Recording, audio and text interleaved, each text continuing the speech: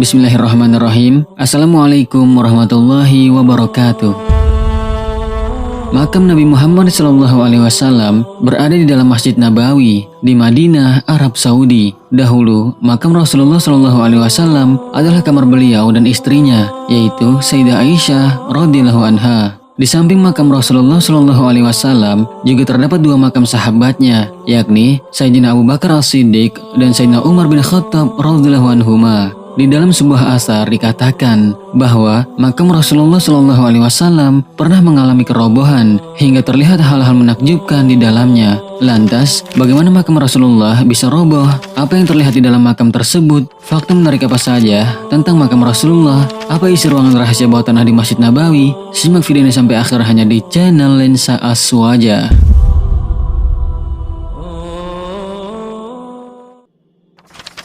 Ketika dinding makam Rasulullah roboh,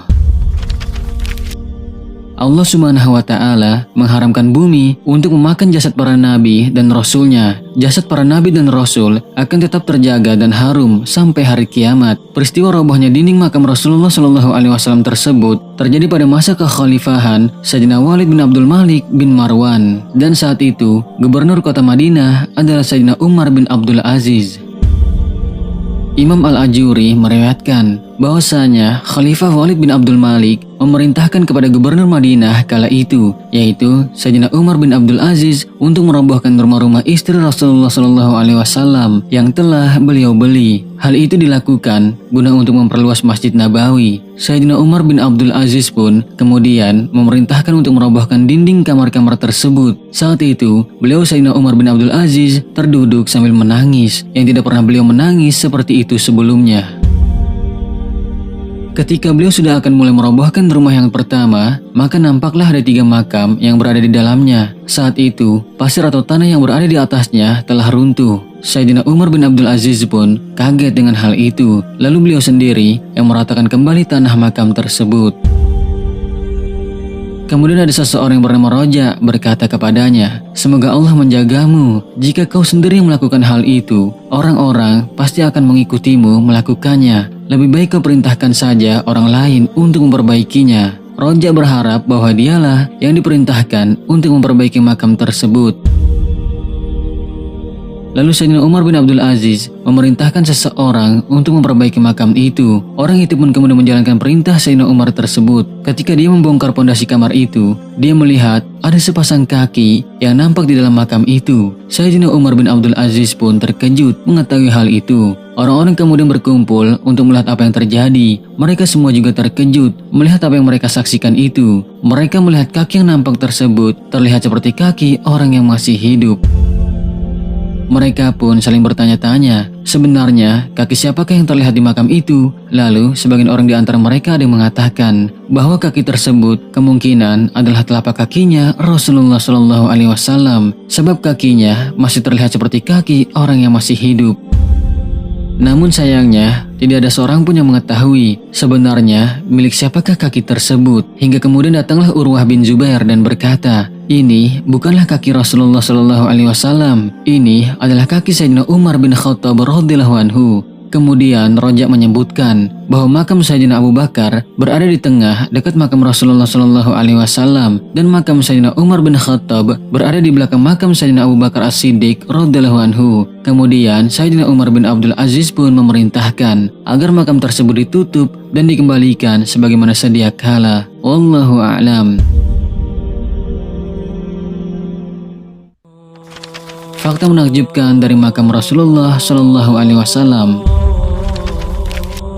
Makam Nabi Muhammad SAW berada di dalam Masjid Nabawi dan menjadi salah satu tempat teristimewa di kota suci Madinah. Dahulunya, tempat ini merupakan kamar Rasulullah SAW dan istrinya, yaitu Sayyidah Aisyah radhiyallahu anha. Dan di samping makam Rasulullah, terdapat makam Sayyidina Abu Bakar As-Siddiq dan Sayyidina Umar bin Khattab radhiyallahu anhuma. Dan pada saat Masjid Nabawi diperluas, rumah Sayyidah Aisyah posisinya berada di dalam kompleks Masjid Nabawi. Dan saat ini, makam Rasulullah SAW dibatasi oleh pagar tinggi yang dihiasi kaligrafi berwarna keemasan. Di sana ada penjaga khusus yang disebut dengan askar yang berjaga di sekitar makamnya. Sahabat beriman, pada saat kewafatan Rasulullah SAW sempat terjadi perdebatan di antara sahabat ketika hendak memilih lokasi untuk memakamkan jasad Rasulullah SAW. Lalu Sayyidina Abu Bakar menjadi penengah di antara perdebatan yang terjadi. Beliau mengatakan, karena Rasulullah pernah bersabda, tak seorang nabi pun meninggal dunia kecuali dimakamkan di tempat dia meninggal. Apa yang disampaikan Sayyidina Abu Bakar itu menjadi penengah sekaligus menjadi argumen mengapa Nabi Muhammad SAW dimakamkan di kamar Sayyidah Aisyah radhiyallahu anha. Lalu pada masa Al-Walid Sulaiman ibn Abdul Malik dari dinasti Umayyah dilakukan perluasan area masjid sebab jumlah umat Islam saat itu semakin banyak. Adik tiri Al-Walid Sulaiman ibn Abdul Malik yaitu Sayyidina Umar ibn Abdul Aziz merekomendasikan agar makam Rasulullah SAW dimasukkan ke dalam area Masjid Nabawi. Selain itu, dibangun juga dinding setinggi 5 meter yang mengelilingi makamnya agar tampak dari dalam masjid dan tidak ada yang melakukan perbuatan syirik di sekitar makam. Makam Nabi Muhammad SAW dan para sahabat tidak pernah sepi dari peziarah. Jemaah umroh maupun umat Islam yang datang ke Madinah selalu menyempatkan diri beribadah di dalam Masjid Nabawi, termasuk di Raudhah, lalu berziarah ke makam Rasulullah SAW yang berada di Masjid Nabawi tersebut. Ruangan rahasia di bawah Masjid Nabawi. Masjid Nabawi di Madinah merupakan salah satu masjid yang didirikan oleh Nabi Muhammad SAW. Dulunya, daerah tersebut merupakan lahan kosong yang ditumbuhi oleh pepohonan kurma. Lokasi pembangunan masjid ini merupakan tempat pemberhentian pertama unta yang ditunggangi Rasulullah SAW ketika tiba di Madinah. Sahabat beriman, ada beberapa hal yang membuat Masjid Nabawi begitu istimewa. Selain makam Rasulullah dan para sahabatnya yang ada di tempat tersebut, Masjid Nabawi juga memiliki ruangan rahasia di bawah tanahnya yang berisi benda-benda kuno yang menakjubkan. Ruang rahasia di bawah tanah Masjid Nabawi itu ialah museum yang berisikan barang-barang peninggalan zaman Rasulullah yang masih ada hingga sekarang. Salah satunya ialah tempat menyimpan kitab suci yang terbuat dari kulit asli. Di tempat itu juga menyimpan bagian ayat-ayat Al-Quran yang ditulis di batu, pelepah kurma, tulang hewan hingga kayu.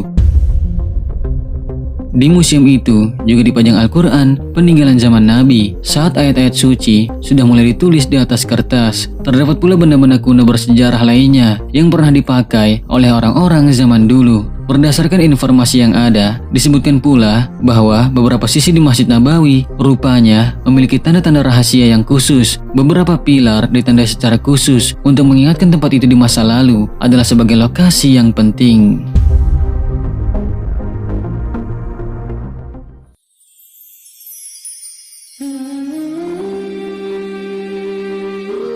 Sahabat beriman, Rasulullah SAW adalah makhluk termulia yang dimuliakan oleh Allah yang Maha Mulia. Masjid Nabawi pun menjadi mulia sebab masjid tersebut memiliki hubungan yang kuat oleh Rasulullah SAW. Semoga Allah Subhanahu Wa Taala segera mengizinkan kita untuk dapat berziarah ke makam Rasulullah SAW, dan semoga pula Allah Subhanahu Wa Taala menjadikan kita termasuk ke dalam golongan orang-orang yang diridhoi olehnya dan juga diridhoi oleh Rasulullah SAW di dunia dan di akhirat. Amin ya Allah ya Rabbal Alamin. Wallahu a'lamu bissawab. Wassalamualaikum warahmatullahi wabarakatuh.